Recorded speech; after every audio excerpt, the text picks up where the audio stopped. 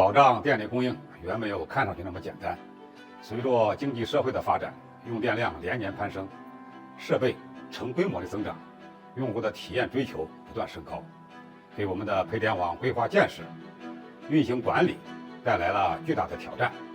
作为电力系统的最后1公里，配电网点多面广，电网企业需要投入大量的人力物力来保证电力供应，这都需要我们对配电网的感知更及时，控制更精准，管理更精益。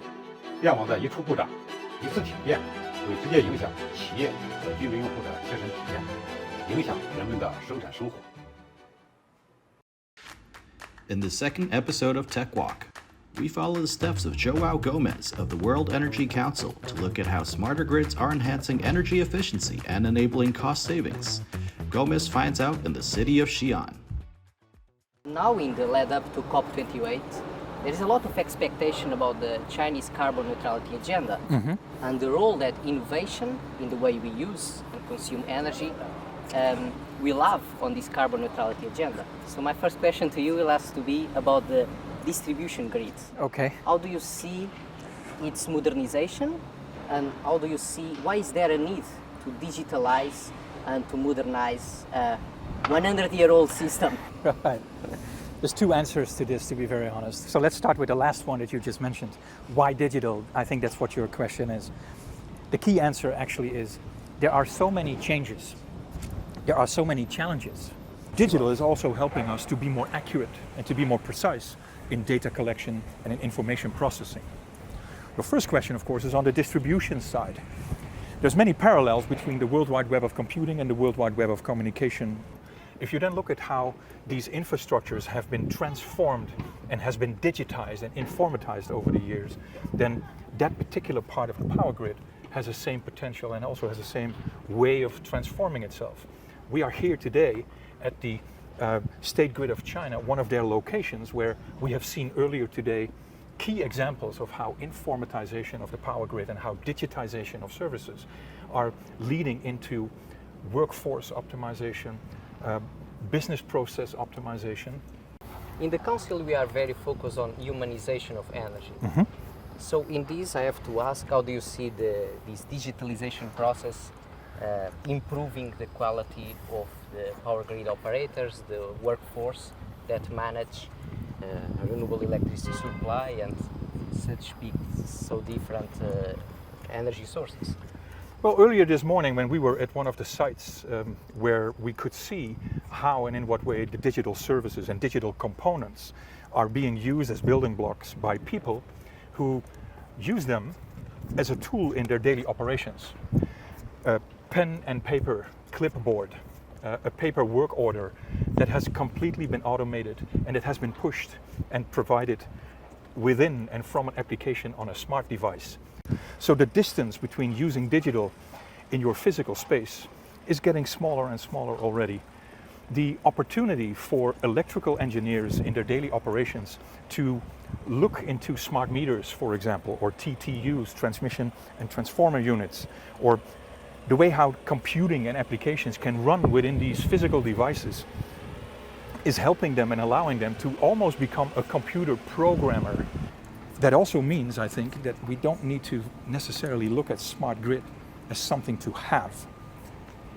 What I think we should do is we should look at smart grid as something to achieve and pass through. Because by adding more intelligent connectivity, by creating a smarter grid as a stage to pass through, we are able to see what is beyond that stage. Digital transformation, I often mention, is a journey.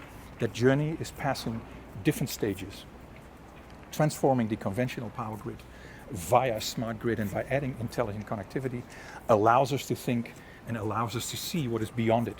The journey towards decarbonization and the journey towards carbon neutrality, do you see the smart grid as a part of the process or as the final part of the process? It is a stage in your journey of being more efficient in your daily operations. The combination of digital transformation and energy transition combined creates an opportunity for lowering our carbon footprint. And those are three sides of the same triangle. They are interlocked. It's actually not a trilemma. What it is three gears of the same engine that is driving this digital journey. Later that day, Joao takes a walk with Mr. Zhang on the walls of Xi'an. Thank you for taking the time, Joe.